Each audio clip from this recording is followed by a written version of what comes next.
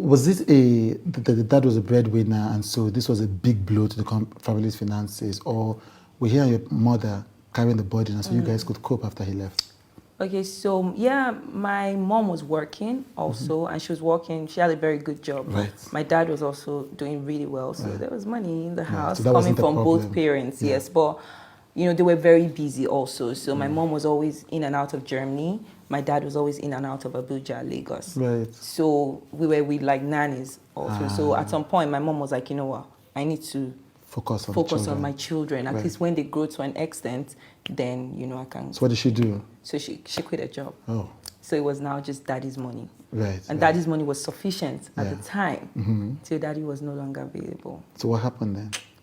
Of course, I mean, my mom was a bit emotional about it. She wasn't, I don't blame her at the time. She wanted to keep up that same pace. And she didn't want us to feel, you know, the absence. So she would continue like, you know, she kept us in the same school. We're paying like a ridiculous amount of school fees at the time. She would do the same things, you know, we would travel at the same pace, at the rates we were traveling before and everything. So the money went down fast. I mean, if it's not coming in as much as it's going out, it go down at some point. So Yeah. So did she shift gears after some time, or? I don't think, honestly, she didn't, but though I think it was more of like, I gave her a wake-up call. How? Because my elder sister at the time, you know, my dad would always say when he was alive, he was like, no, none of my kids will school in Nigeria. Like, they would just do like their primary and secondary school, and then uni, they'll go outside Nigeria to do it. And even if they happen to school in Nigeria, they'll go to private university and all that. So my sister, even though my dad had died, my mom wanted to like fulfill that. So she, you know, allowed my sister go to the private uni. And when it was my turn, she was like, yeah, you go and read medicine in Babcock. And I'm just like, can you wake up? Like, this money is not there like that anymore. So if you tell me to go read medicine, then my younger brothers, what money are they going to use to like go to school? So I told her I wasn't going to Babcock. I told her I'd go to Unilag and I'll be fine.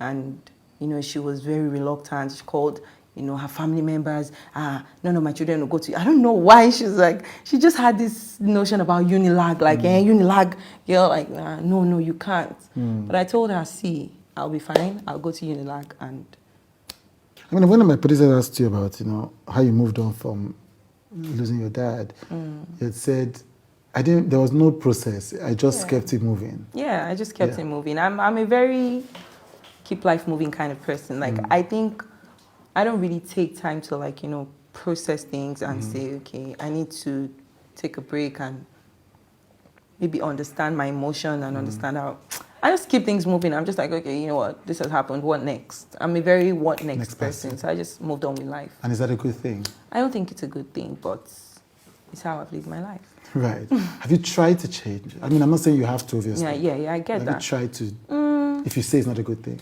I have tried it before. I think I tried it with, you know, when I lost my dad, I wanted to like, you know, maybe just take some time and think about it. But I just realized that the more I thought about it, the more painful it was. It was just easier for me to just say, you know what, it is what it is. God does not care. And let me move on without him too. Like, so it was you just... thought God didn't care? Yeah, because I'm just like, why? Why would you...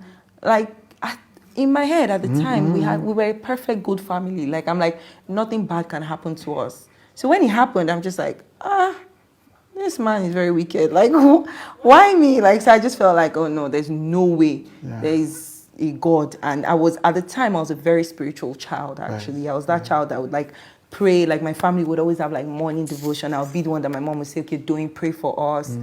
So I was like, if I'm doing all these things and my dad can still die, let's keep it moving. Let's keep it moving now. Whatever happens, we chest it. Yeah. So, yeah. So how did you move on from God in that period? Even till this moment, I don't think I've moved on, to be honest. I don't think I've gotten to that point I was with him before I lost my dad. Yeah, I don't think so.